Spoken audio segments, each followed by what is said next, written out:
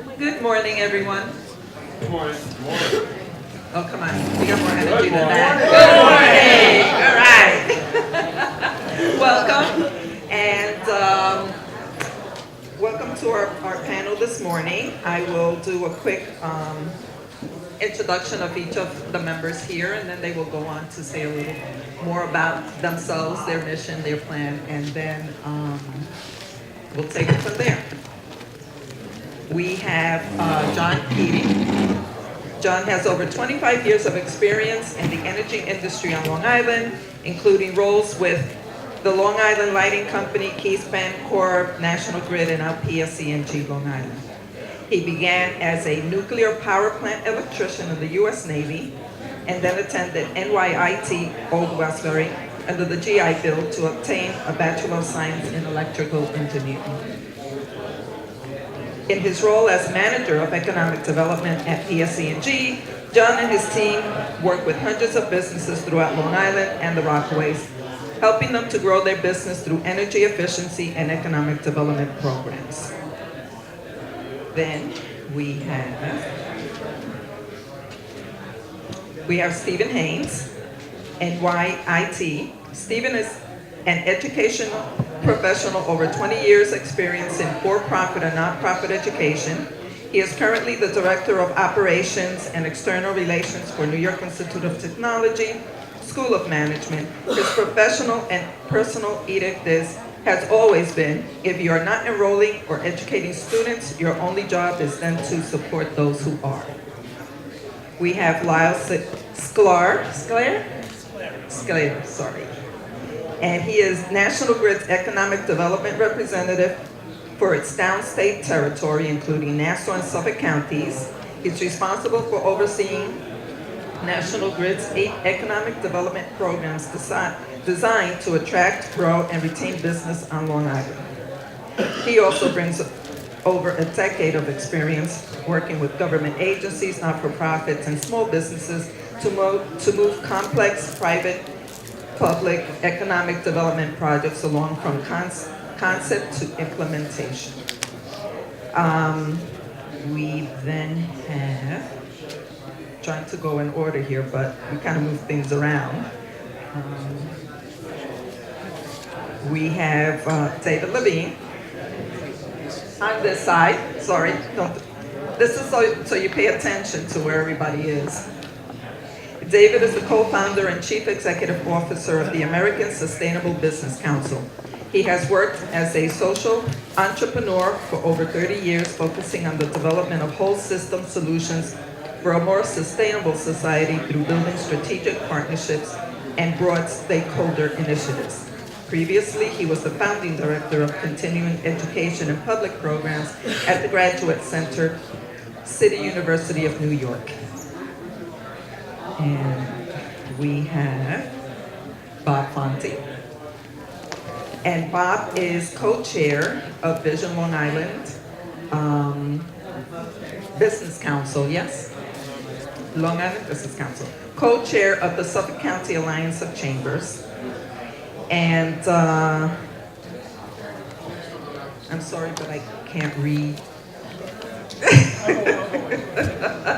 But he'll tell you who he is and everything he's involved in. And I think a lot of you know Bob Fonte.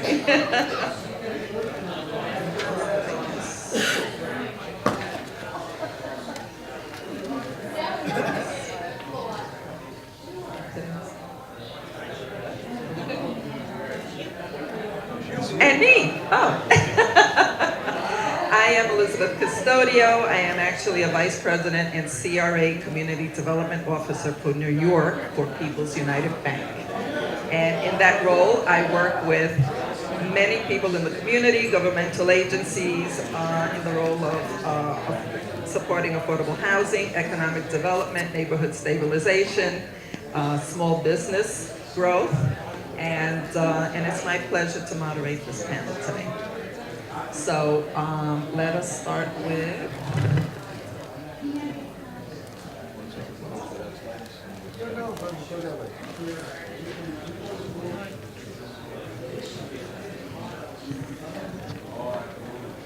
Good morning, Yeah. Yeah. Good morning, everyone. Throw those out. My name's Lyle Slair. I'm the Downstate Economic Development Representative for National Grid. I have a presentation about our new economic development programs, specifically how they relate to Main Street and how it helps support small businesses in our community. Just a little bit of an overview of National Grid. We're an investor-owned utility. We've had many iterations on Long Island. Right now, we are the gas company, and we're more than just a gas company. We are really invested in a lot of new technology. Recently, we invested in Riverhead on a interesting geothermal project to help bring affordable heat to an all-electric community. So we're really shifting the conversation about energy use in support of communities across Long Island. A little bit of history about economic development within National Grid.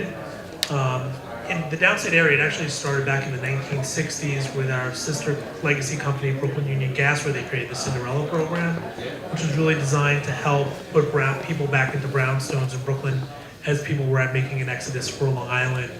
In 2003, we were one of the first utilities in the country to create a robust economic development program based in upstate New York, really trying to combat the Rust Belt exodus of companies up there. And then in 2017, we mirrored a lot of the upstate programs to downstate New York and introduced 8 programs. There's some details on the table in the back. I'm not going to go into all of them because they're not all applicable to Main Street, but really a robust program really to help companies come and expand here on Long Island. We have a $2 million budget for our Long Island company and $2 million for New York City, so for a total of $4 million for downstate New York.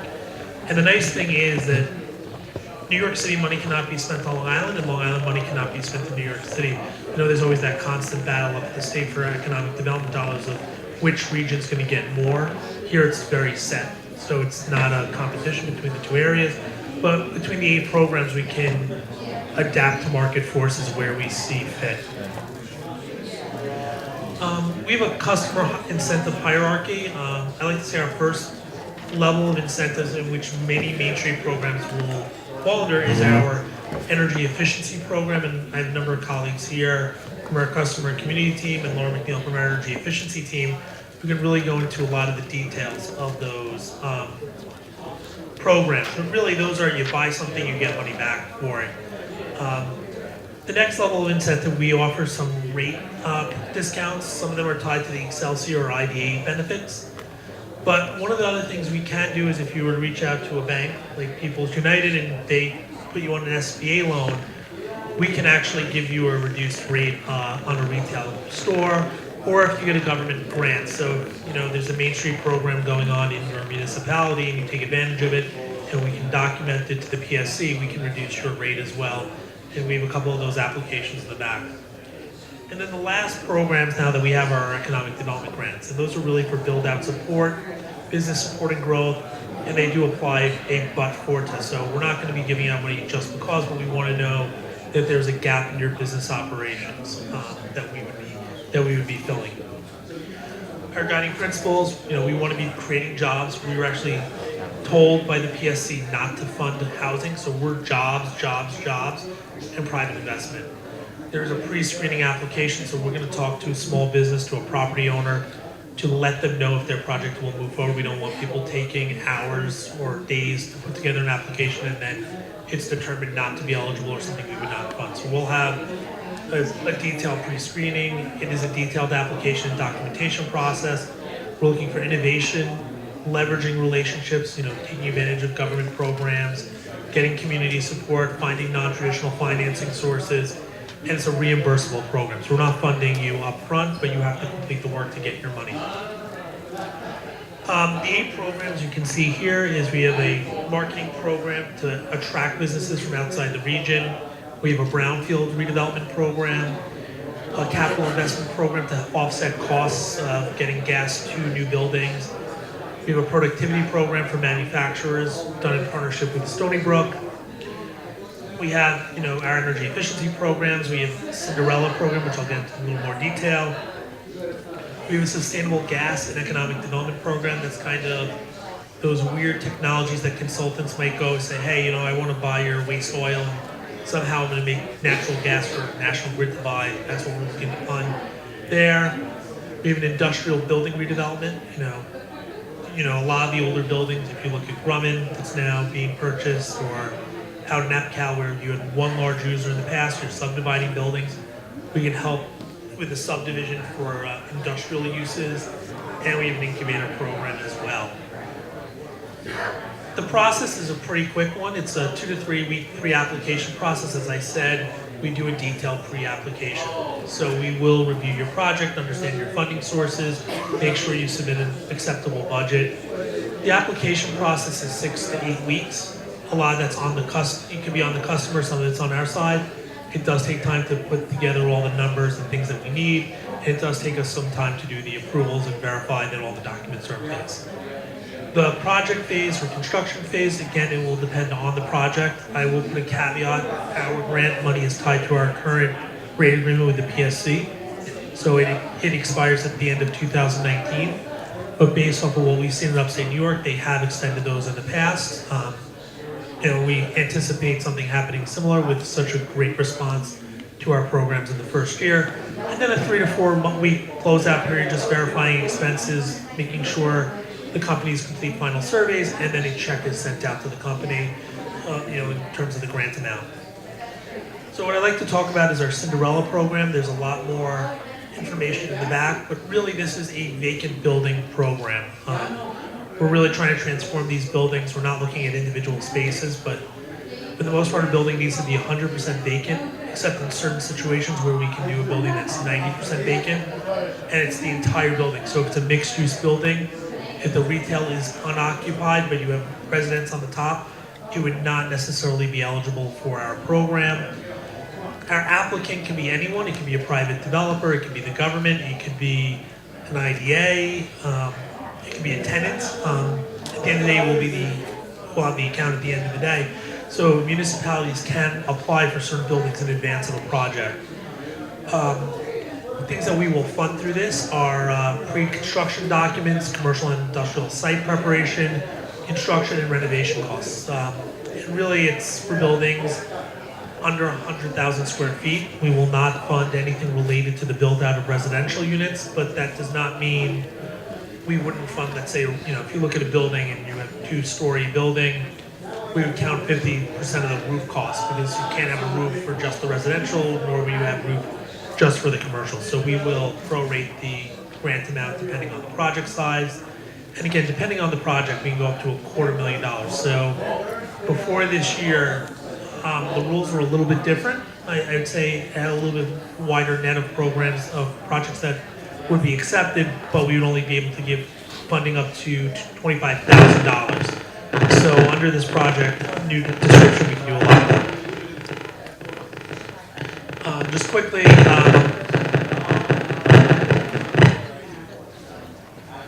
off. Don't know what I did. Can people hear me if I turn off the mic? I just want to quickly go through our energy efficiency programs. There are details in the back, but really we're trying to incentivize things that are above and beyond what's available on the market right now. We have a prescriptive program for certain things, that furnaces, boilers, controls, things of those natures. Laura McNeil, my colleague, can get into more detail about the funding. Just so you know, the calendar year ends at the end of this month, so then there'll be new numbers, new incentives going in for 2018. And then we also have a custom program for larger projects that go above and beyond what's outlined in our prescriptive program. And with that, this is my contact information, and I'll turn it over to John.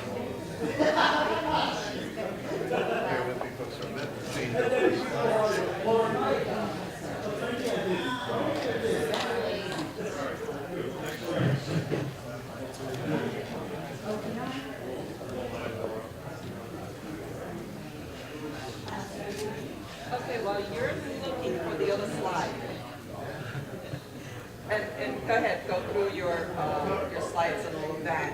I just quickly would like to know who's in the room. Because I know that all of you are here regarding small business, downtowns, and all of that. but I think it will give us also a better idea of our audience. So if you could just quickly just state your name, your affiliation, and we'll go around the room. Good morning, everybody. Andrew Salad, FQ. I do commercial real estate lending for the credit union. Hey, how are you? Lauren Perry, National Grid. Sean Dunn, National Grid.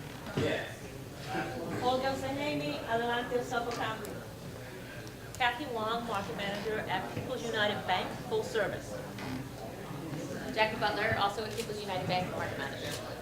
Lisa Longshi at People's United Bank. Stephen Santino, People's United Bank. Good morning, Jennifer Martin from the town of Brookhaven, Office of Councilwoman Valerie Cartwright. Hi, Kathy Wisniewski, National Grid. Hi, Michael Williams, Rusty Masial, Faltercheck, and attorney in the corporate security firm.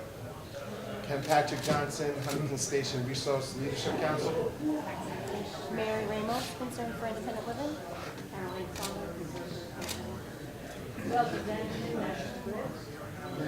Hi, I'm Bobby Castellino, possible prospective small business. Excellent, excellent. Quickly, what type of business? That I'm not sure of. I have a few ideas.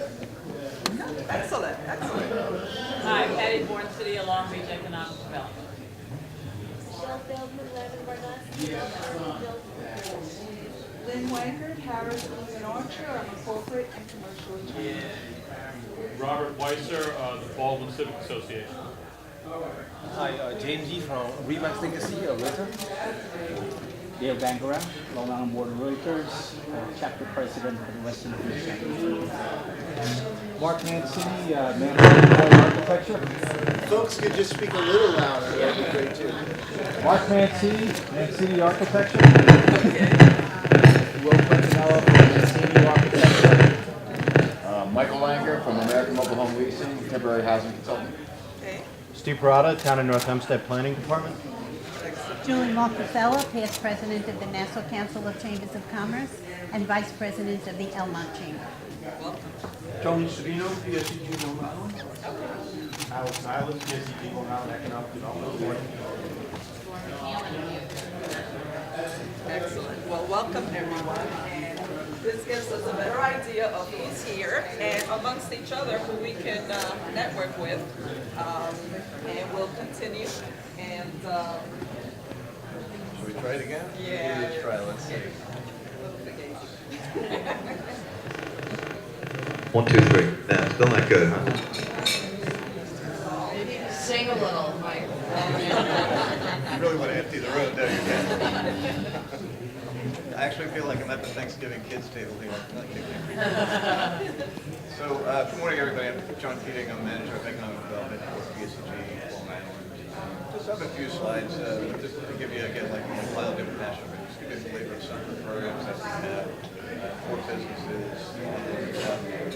Very high level, PSEG Long Island, we manage the electric system that is owned by Long Island Power Authority. We're about 4 years into it now. And I can tell you. John, we can't hear you. right? Perhaps stand up or move out to the front. That's okay. Maybe it was a room or something. Check 1, 2, check. Yeah, this might be better. Leave it on the stand. Okay. All right, how's that? Is that better?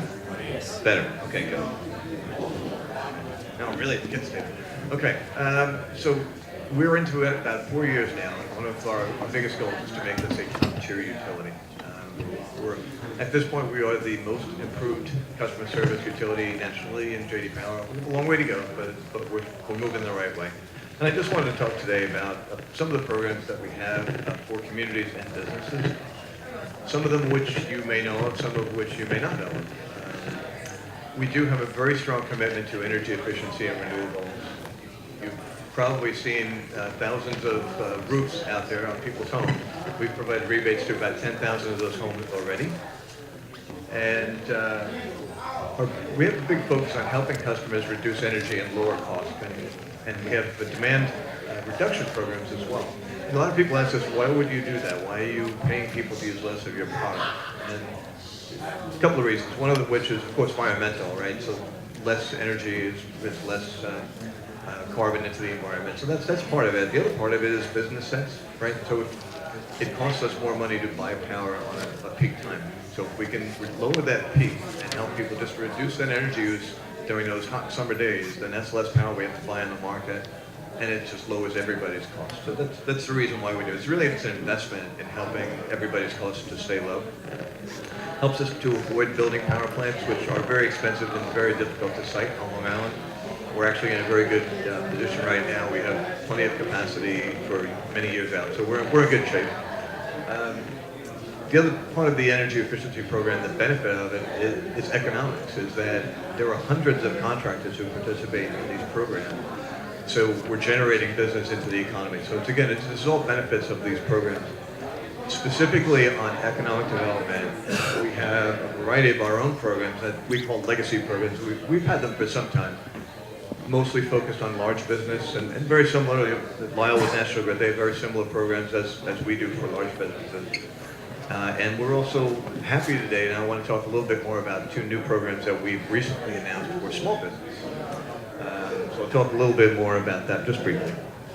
So the legacy programs really targeted to big businesses. We have a business development rate, which is a 5-year discount.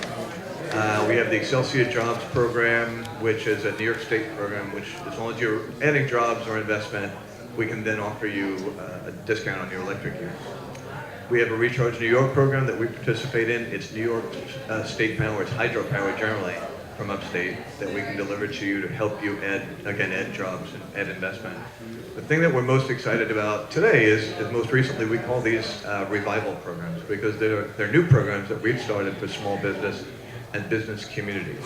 And there's 2 programs that we started. They're pilots. We only announced them a couple of months ago, and we're just out there now getting the word out. Hopefully you'll start to see some promotion information about them. But there's a vacant space revival program, and there's a Main Street revitalization program that I'll just quickly highlight. So the vacant space program is designed to help small business communities. And I think we've all driven through or visited some of these small shopping districts with a lot of vacant storefronts. Doesn't really encourage you to want to go back there and shop, right? It doesn't really help that community. So what we're trying to do here is, if there's a business that's looking to move into a space an electric meter that's been vacant for more than a year, we can offer you a discount on that energy use for the first year. Most people tell a small business the first year is the toughest. This program is designed to help you through that first year, help you, lower your electric costs for that first year. We can also offer you energy efficiency rebates that will help you make your business more efficient right from the beginning. And the way that'll work is very simple. You show us that the electric account was vacant for more than a year, and then once you move in, we start giving you a credit on that's going to start with on average about a 40% overall discount for the first 3 months, and then it drops down every quarter so that by the end of the first year you're more used to a standard rate and there's not that sticker shock at the end like some of the programs still have. The other program, the area revitalization, which what we call is the Main Street revitalization program, and I got to give credit where credit is due. The National Grid programs have had programs like that revitalization program for some time. They're great programs, and we've worked together. We really do kind of learn from each other, and we modeled this program after the National Grid Cinderella program, which has been very successful for many years, and we're looking to do a similar thing. The idea here is PSEG Long Island would be part of the project team that is looking to revitalize a business community. So if there's a developer that's looking to take over a blighted property and maybe a couple of blocks in a downtown area, and they're getting some grant assistance from the Community Development Association or maybe New York State or National Grid, we can come in and contribute as well and be part of that project team and give the seed money to make those projects move forward. It's a pilot program. We're looking to accept applications now. So if you have any interest at all, please come and see me afterwards. I'll put out some material out in the back. Also at our table out in the hall, you'll see some more information on that. Not to give you too many details right now, just that, again, these are the 2 newest programs. We're very happy about them and we're looking forward to their success. We also have what we call a fast track lighting rebate program. This is a really helpful program for small business. For many years we've had rebate programs and specifically lighting programs for businesses, but it has taken a lot to get through those programs. We had pre-inspection requirements, and we've had, it's just a lot of paperwork. It could be a little challenging for a small business. So what we decided to do is come up with a fast-track lighting program where we work with what we're calling prime efficiency partners. So these are contractors who have worked in our program. They've been trained by us. They know how the program works. They know how to use the right equipment. They can handle the program kind of turnkey for the customer. So what you really need to do is engage one of these contractors. You can participate in the fast track lighting program. We can give them rebates, make the whole process very easy for you, get better lighting, and save a whole bunch of money on your bills and have a much more modern looking facility. If you're not a small business and you're a large business, we have rebates for you there too. We have a lighting program for large businesses, and pretty much any technology you can think of, we can offer a rebate for. Everything from air conditioning through chillers, variable speed drives, anything you can think of. If we haven't thought of something that you're thinking of, we have a custom category, so we can get that covered as well. So briefly, I'll be here afterwards. I'll stay around if anybody's got any questions on any of these programs, or stop by our table outside. We do have a business solution center for business customers. That's that number on top. That is staffed with people who are familiar with business accounts and the issues that you all face as businesses. There's virtually no waiting when you call that number. So feel free to call us, and that's it for me. Thank you very much.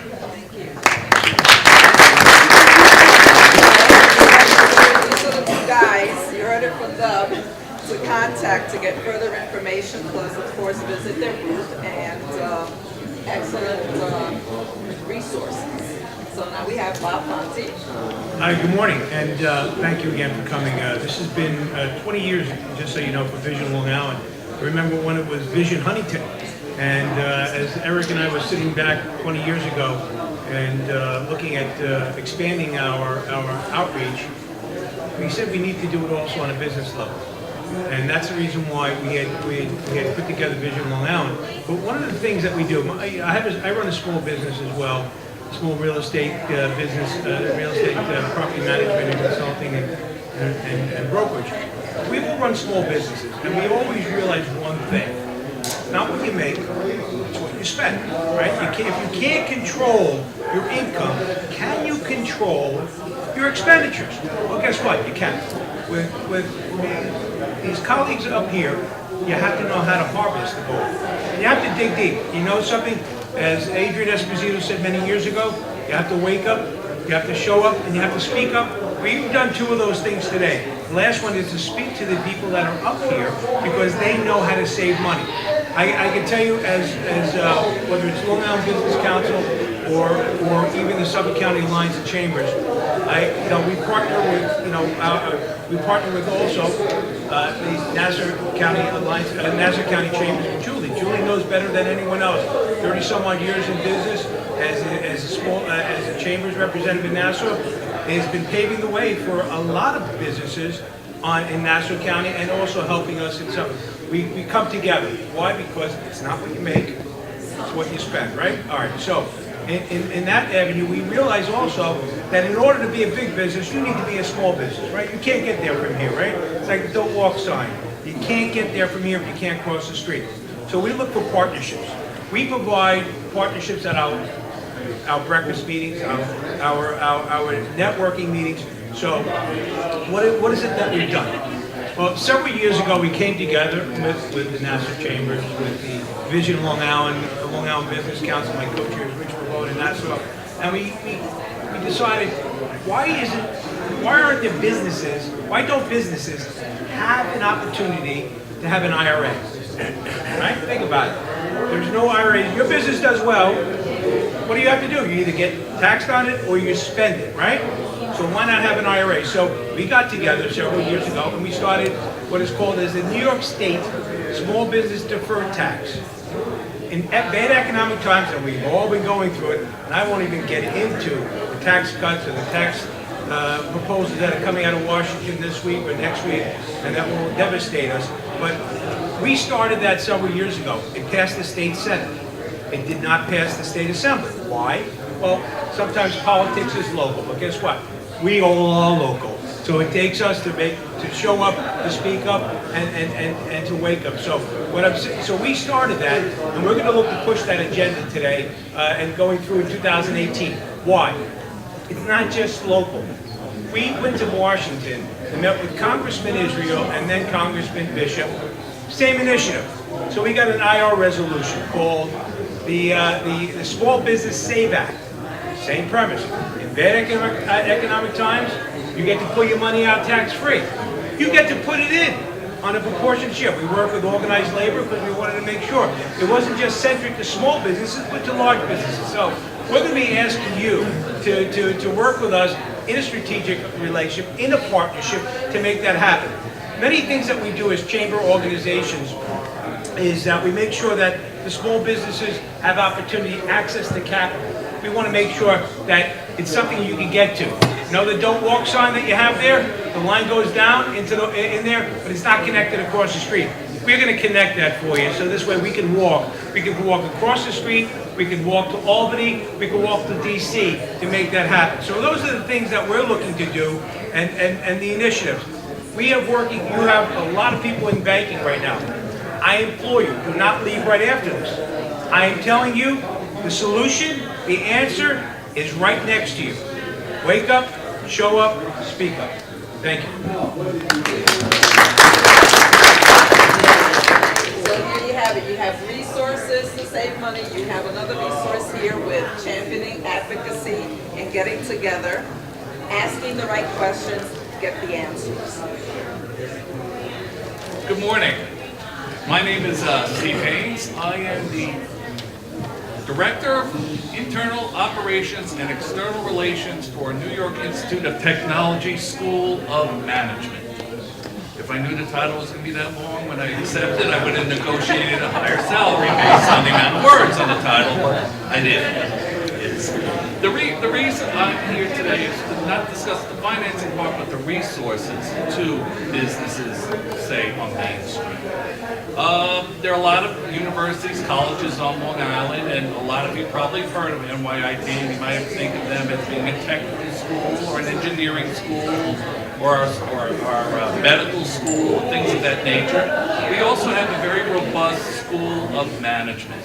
We got a new dean back 8 years ago who was given the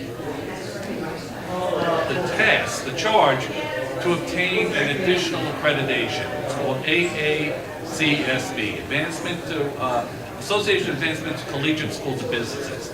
It's an additional certification or additional accreditation offered simply to business schools worldwide, and only approximately, I think the last result was only 6% of the business schools have this accreditation. We have just received this accreditation a few years ago. We've changed our mission statement, our vision, and what we're doing now is obviously educating our students for business, but we said, what's the missing link? Where is education changing? It's changing in practical working experience. So we as a university have been partnershiping, collaborating with local businesses, asking, what do you need? What do you need from our students when they graduate to hire our students? We have now, what I'm here to talk about is what we call our initiative, our Industry Engagement Initiative. This is an initiative where our School of Management faculty and select students work with small businesses, large businesses, medium businesses to solve operational, marketing, logistics, issues that they may or may not have the expertise to do, may or may not have the time to do, and maybe more importantly, may not have the money to do. This is not a consulting or internship where we charge you or something like that. This is where you get together, you have an issue, you have a problem. You sit down with one of our faculty, you give us a small proposal, 1 or 2 page proposal saying, we need help in this area here. It comes to me, goes to, we have 2 committees, Engagement Committee and Impact Committee. They determine who are the best professors to collaborate with. What's their strongest wheelhouse? Is it an MIS, a Management Information System problem? Is it an operations problem? Is it an HR problem? Is it operation reduction force problems? And that we identify the right professor or professors. They then meet with you and then sit down, and whether it's at your place, whether it's via phone, Skype, Zoom, whatever it is, and get a clear understanding, what is the help that you need? Is it to increase your business and marketing? Is it to reduce expenses? Things of that nature. Once they get a handle of that, they select students, hand-pick students that are best suited for that, the better students. It's not just a team project, so to speak. Work at that. And one of the most important things that what makes us different, and it kind of goes to our mission statement, is we're looking to make impact. We're looking for projects that help businesses that have an impact to their business. We're not looking to say, oh, I need an intern who, did filing. That's great, wonderful.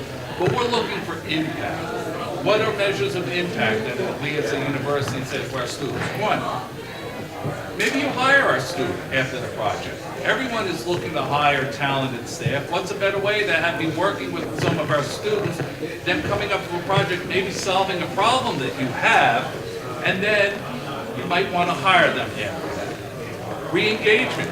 Let's say we work with a small business and like what we've done, they may want to re-engage our students or our professors back in for another area. We have what we can provide for our students. It's not one size for our industry partners. It's not one size fit all. We can create practicums. What our practicums are, it's basically creating an elective course with that professor and maybe a couple of students to work and solve that problem you as a business may have a research problem on that.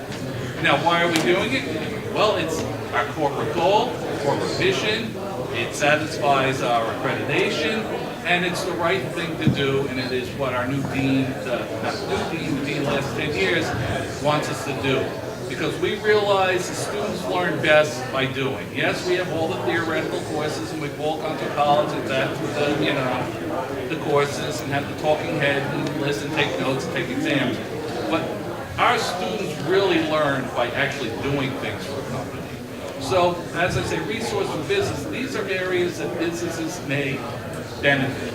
And forgive me, I'm used to being in the background now, in front of people here, so I gotta have my notes here, but some of the things that we can do, just to kind of contextualize it for you, so it's more concrete to say, okay, well, what are some of the projects and what have you done? Well, obviously we can help business in marketing and business strategy. We can help build customers' value for getting and retaining customers. We have done a project for the Queens Chamber of Commerce, a membership retention plan. Sitting down there, and it, I think work for chambers of commerce, and that, but how do you attract your members, but how do you retain them? So we've created a business plan for that. Strategic plans. You don't know what you don't know. Some small business may not have a clue as a small business starting out, what direction, what do I need to do, where do I go? Create a long-term or short-term strategic plan. Techniques to utilize social media for effective marketing. We've done a lot of that. Marketing obviously is, how do I increase revenue? We work for a small company that created their own website. We don't create the website to scratch, but it wasn't working. So we had a professor, a marketing professor, 3 students, analyze the website, determine the number of clicks, and then based on Google AdWords, change things around. What was the impact? Well, after the website was changed, they had a 16% increase in the number of clicks in a month. Was that related to sales? We'll find out later. But we're looking for a project that we can make measurable impact on that. Operations change management, data analytics, decision making, identification for cost cutting opportunities. We did a project for a company that is it's going through the process of downsizing. So we help them with our staff to determine what areas should be cut, what areas could be cut on that. Finance and accounting, we're MBA. We've got undergrad and grad. We've developed a cost-efficient business practices for some smaller companies. Again, maybe this applies more to the smaller mom and pop companies, something more on that, but these are other strategies we're able to do. Human resources, we have a very robust human resources undergraduate program, or the SHRM. So we offer advice and workshops, conflict resolution, negotiations, talent management strategy. Another big topic is performance enhancing salary structure, improvement of HR. We actually work with a company creating an employee handbook. It's a small company coming back with that. So there are a lot of different ways that New York Institute of Technology can help support and be a resource for business. Some of the stakeholders, some that we've served, just so you know, we've been doing this really in earnest over about almost the last year and a half. We've worked with the Queens Chamber of Commerce. We've done workshops, numerous workshops, conflict resolution, things of nature that may or may not, we have the program already set up, or we've created programs based on the needs of that particular organization. We did workshops, we did American Liver Foundation, Hempstead Works. We created workshops, our team for Hempstead Works. American Trucking, PSE&G that are on this table here. We created, we did a conflict resolution workshop with some of their members. Broadridge Financial, we have an annual event with Broadridge, and again, not one size fits all. I was talking earlier that maybe 1 or 2 students and a professor, where each year we hold a competition where we get between 100 and 150 graduate students work with Broadridge. Broadridge gives us the data, gives us that, and gives us the parameters, and then we break them out to 3 or 4 teams. They do a presentation to senior management on that. We also work with Queens Community House, Nassau County OCs, quite a few areas with workshops and working with our industries. What was some of the negotiation skills? All of that is in this. I gave out to those of you who were here earlier that there's more on here and there's more on tables in here. My point being, it's a win-win situation. Our students get real-world experience.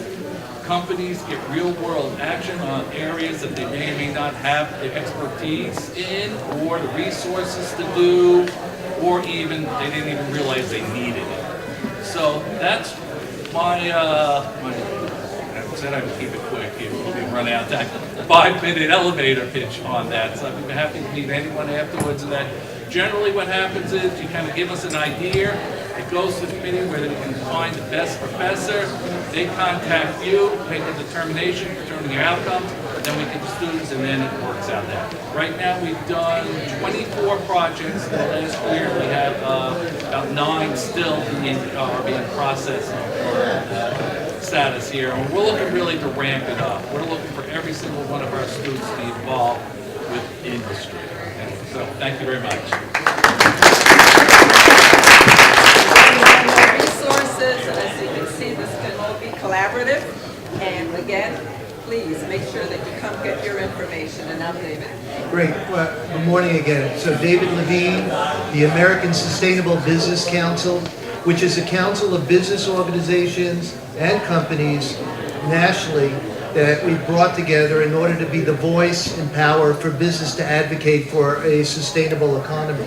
So working on policy, as Bob was saying earlier, the idea that, as business leaders, being able to step up and have your voices be heard is really crucial in changing the conversation. So whether it's on the tax policy that's being discussed now, or at the state level, or the like, ASBC was formed as a way of building that collaborative platform for all these different businesses and business organizations to really gather together. And, and luckily we've also then been able to form a New York State Sustainable Business Council, bringing folks together from throughout the geographies of the state. And then with George Martinez, we've been able to really start an initiative working collaboratively with the Long Island Business Council, with others, to say, how do we focus on some of the policies that are really about driving that, what we call the triple bottom line economy, where you're saying that you could improve the economics of business, but you could also do that while protecting the environment and also improving communities and the social conditions and the workplace conditions for employees itself. So that's the triple bottom line of sustainability factors.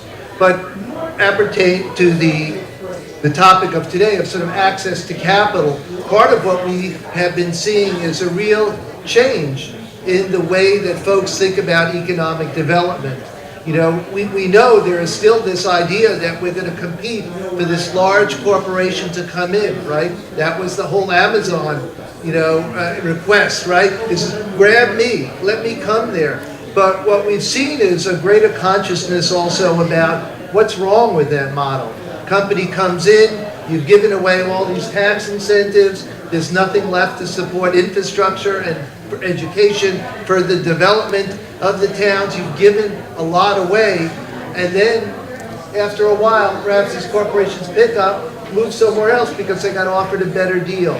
So more and more mayors, municipal leaders, state leaders, and the like are looking towards a more diversified economic development plan in which they understand that investing in small and medium enterprises, reinvesting back in Main Street is the direction to look at.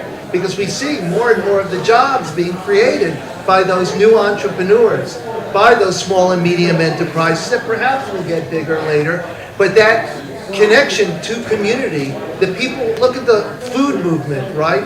How many people now want to know where their food comes from and want to buy that food locally? Likewise, that relationship to businesses, and that can see, can feel, can touch, also is translated into economic opportunity for communities.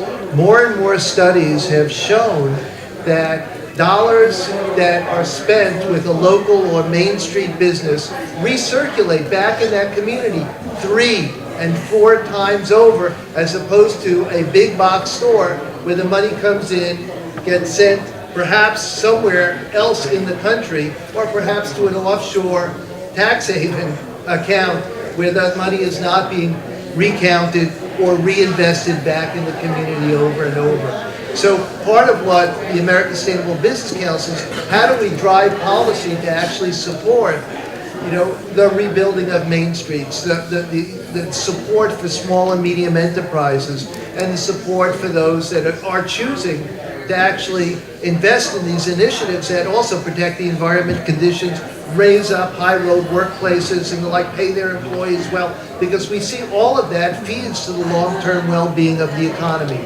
So just a few examples then of some of the creative economic sort of access to capital opportunities for small and medium enterprises. On the national level, we worked for a number of years and landed in 2012 with the crowdfunding bill, which was a part of the American Jobs Act. That some of our members really helped to craft that bill. We had intended that would be a platform, right, for being able to use online technologies in order for businesses to raise funds, particularly from those kinds of investors that were not accredited investors, right? So you would go through the platform and enable you to raise. So you could see, as a business, you could use crowdfunding platforms, to be able to get donations before, or you could offer a product in advance of actually having the product as a way to raise capital. And now you also had the opportunity to actually have investors in your company coming through these crowdfunding platforms. And now, because the bill at the national level exists, more and more states, though, have created this intrastate crowdfunding platform. So you have about 30 states that have created one program or another now. New York State has not. An opportunity for us to look at how to build business here in New York State is to do an intrastate crowdfunding platform. The other pieces that we're looking at as a way to get more money into small and medium enterprises, local businesses and the like, is using procurement strategies, right? So we're working, for instance, with the Green Health Exchange, which is a national consortium of hospitals. And what they've done is create a set of criteria where they want to purchase sustainably preferable products, but also make that connection so they can buy local from the businesses surrounding the hospitals itself. So driving those kind of moving municipalities, institutions, and other businesses to look at being able to invest in and support and purchase from businesses that are going to provide that long-term well-being for communities. Additionally, You know, there are green bond programs that we've been working with in order to say you're going to move an environmentally preferable program and initiative and the like. These green bond programs, every time they're being offered up, so an opportunity for the minister, everyone that's been offered up has been not only subscribed to, but oversubscribed to. Sometimes double and triple the amount of dollars wanting to flow in, because there's greater and greater consciousness that if we're not investing in projects that create economic opportunity, but also address climate change, address these other issues that are so crucial to society, that we're not putting our monies, into the smart investment opportunities. So, what we'd say is there are other opportunities like direct public offerings, community investment funds. There's one in the Capital District. There's a new program in New York City that New York City's providing these loans, again, with an eye towards projects that are actually investing in not only enterprises, but enterprises that are providing greater social and environmental benefits. So these programs then are pooling funds from foundations, from individual donors and the like, and providing it a very, very low interest loan and the like, and longer term, what we might call slow money and the like, as a way of being able to keep the money in there. One more example, and there are numerous others like this, is what you can do is also look towards some of the foundations. More and more foundations that have had concerns about how to rebuild the economy, how to address income inequality, how to address the social and environment, have now what we call program-related and mission-related funds, where they're actually taking their dollars, because these foundations believe that their dollars were being invested in actually undermining the very things that they were trying to solve through their grants. So now they're aligning their foundation dollars with these programs and investing in micro-enterprises, social enterprises, and other businesses that will help them meet their mission, but at the same time are creating the economic vitality that's so necessary. So what we're looking at, what we offer up is that, joining together here on Long Island, throughout New York State, using us as a resource at the national level to actually advocate for these policies that will actually drive the access to capital that will build the kind of communities that we need to see on Long Island and elsewhere. So thank you.